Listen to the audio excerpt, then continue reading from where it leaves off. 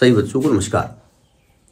हम बात कर रहे हैं बीएससी सेमेस्टर 2 मैथ्स की, जिसके ज्योमेट्री की बात कर रहे हैं। अब ये गंदा ये अच्छा, वो मैंने अपनी राइटिंग में गंदी नहीं लिखा, ये हमारे पैनल ने लिख दिया है, बढ़िया सा हमारे ऊपर एहसान कर दिया।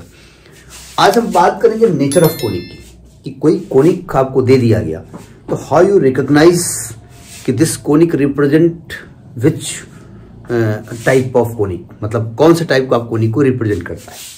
देखो नेचर कैसे इसका करेंगे, कहते हैं मान लीजिए अब कोनिक के लिए एक सेकेंड डिग्री का स्टैंडर्ड इक्वेशन होना चाहिए।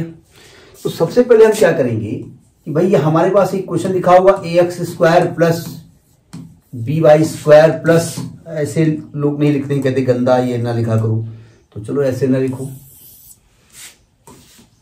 नहीं लिखेंगे भाई हम ax² plus 2hxy plus by² plus 2gx plus 2fy plus c बराबर 0। हमने कहा कि ये एक सेकेंड डिग्री का स्टैंडर्ड इक्वेशन है।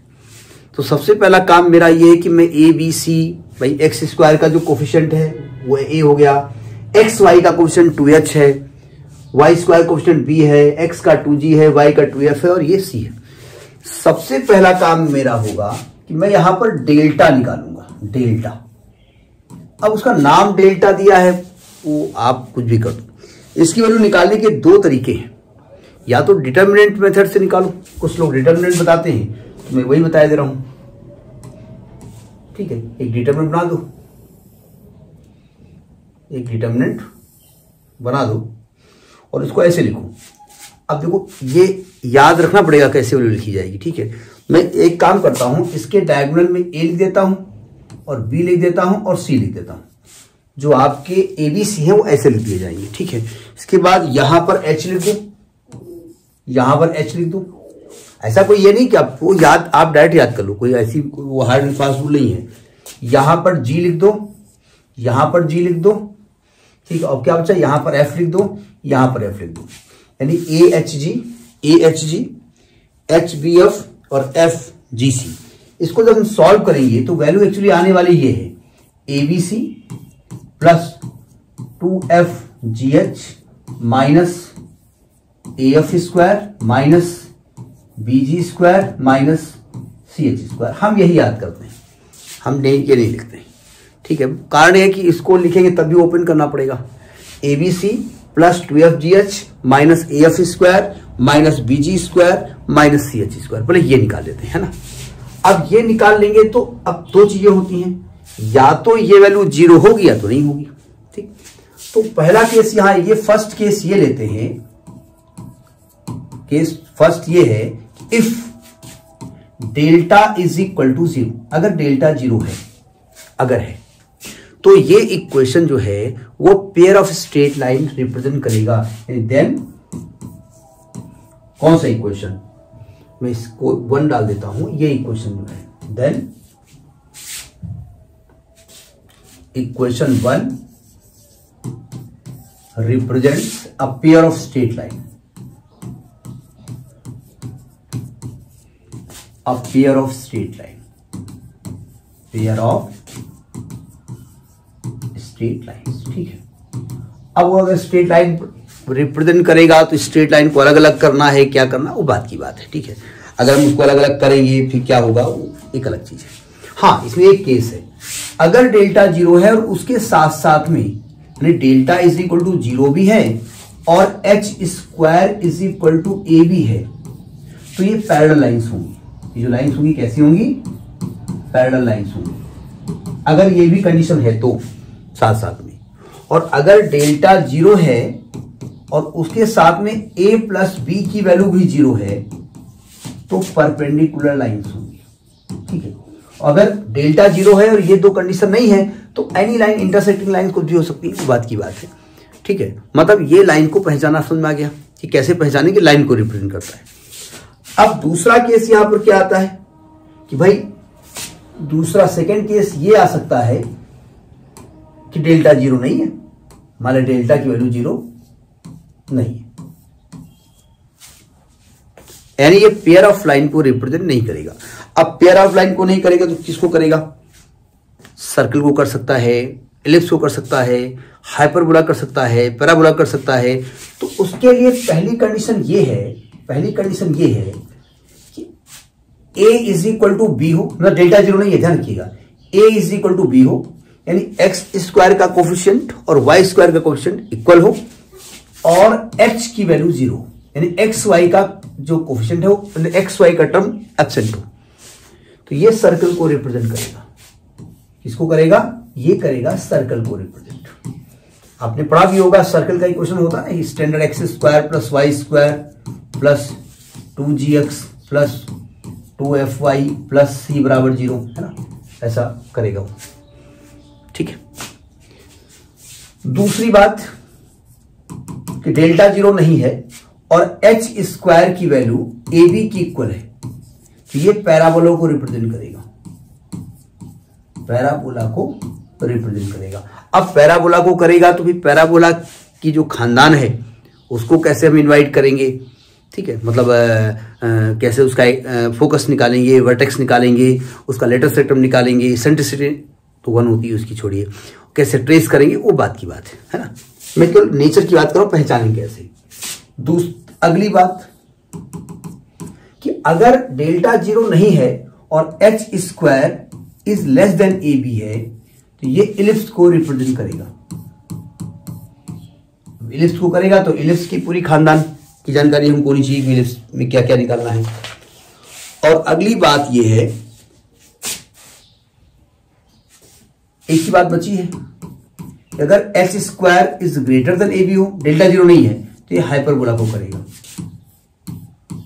हाइपरबोला को करेगा। लेकिन हाइपरबोला में एक केस और होता है, यहां पर ये है कि मतलब ये एक केस है। दूसरा केस यहां पर ये आता है कि अगर डेल्टा जीरो नहीं है, उसके साथ साथ एच स्क्वायर बराबर a b, sorry h square is greater than a b भी है, और उसके साथ साथ a प्लस बी की वैल्यू भी जीरो भी है, तो ये आपका रेक्टेंगुलर हाइपरबोला को रिप्रेजेंट करेगा। रेक्टेंगुलर हाइपरबोला को रिप्रेजेंट करता है। ठीक, ये आपने पढ़ा होगा कि भाई x square upon a square plus minus y square upon b square is equal to 1 होता है। तो जब ए और बी की वैल्यू सेम हो जाती है तो आपका x square minus y square is equal to c, ऐसा एक इक्वेशन बनता है। ये रेक्टेंगुलर हाइपरबोला होता है, जहां पर आपकी जो कंजुगेट एक्सिस और ट्रांसवर्स एक्सिस होती है वो सेम होती है ना। तो ये तो इसकी पहचान हो गई। अब आप कहेंगे एक चीज और यहां पर है, जब ये कोनिक को रिप्रेजेंट करेगा, मतलब पैराबोला, इलिप्स, सर्किल, हाइपरबोला को, इसमें दो प्रकार के फिगर होते हैं। एक तो फिगर ये है कि भाई ये सर्कल है, तो सर्कल एक लिमिटेड एरिया में आएगा। ठीक, सर्कल है एक लिमिटेड एरिया में आएगा। ठीक है, अगर मान लीजिए ये इलिप्स है तो एक लिमिटेड एरिया में आएगा। ठीक है, लेकिन अगर ये पैराबोला है तो पैराबोला भैया की लिमिट कुछ नहीं होती है, तो इनफाइनाइट तक जाएगा, जहां तक चाहो खींच लो। या हाइपरबोला है तो इनफाइनाइट तक जाएगा। तो जो इनफाइनाइट तक जाएगा उस, अब जरा देखिए, कोई कर्व इनफाइनाइट तक जा रहा है, कोई एक रोड है इनफाइनाइट तक जा रही है, और उस रोड को आप टच न करिए, उसके बिल्कुल सट के आप जाते जाओ, तो एक जो लाइन बनेगी उसको एसिम्पटोट्स कहते हैं। जो कर्व इन्फिनिटी तक जाता है उसको इन्फिनिटी पर टच करती हुई एक लाइन एपियर हो, एपियर टच तो करेगी नहीं, इन्फिनिटी भी करेगी तो हम जा नहीं सकते, तो उसको एसिम्पटोट्स कहते हैं। ठीक है, अनंत स्पर्शिया हिंदी में कहा जाता है। तो मुझे एसिम्पटोट्स भी निकालना पड़ सकता है। तो अगर हमको एसिम्पटोट निकालना होगा, अगर मुझे एसिम्पटोट निकालना होगा तो कैसे निकालेंगे? देखिए, आपकी इक्वेशन तो ये है, a x square plus b y square plus 2hxy plus 2gx plus 2fy plus c बराबर 0। पहले तो आपने डेल्टा निकाला, डेल्टा वैल्यू क्या होती है? abc plus 2fgh minus af square minus bg square minus ch square. Asymptote भी उस कर्व की तरह ही लगता है। अब देखो, जैसे पैराबोला है, अब पैराबोला को टच करता हुआ एसिम्पटोट जा रही है तो लगेगा पैराबोला बन रहा है, बन नहीं रहा है, अलग की बात है। तो एसिम्पटोट निकालने के लिए हम क्या करते हैं, इक्वेशन कैसे निकलती है, हम ये पूरी इक्वेशन ऐसे लिख देते हैं। एसिम्प्टोट हो जाती है। ठीक, पूरी इक्वेशन, यानी जो इक्वेशन ऑफ एसिम्प्टोट्स निकलेगी, इक्वेशन ऑफ एसिम्प्टोट्स वो निकलेगी ax square plus by square plus 2hxy plus 2gx plus 2fy plus c बराबर 0। तो ये कौन सी इक्वेशन आपने लिखी, यही होगी।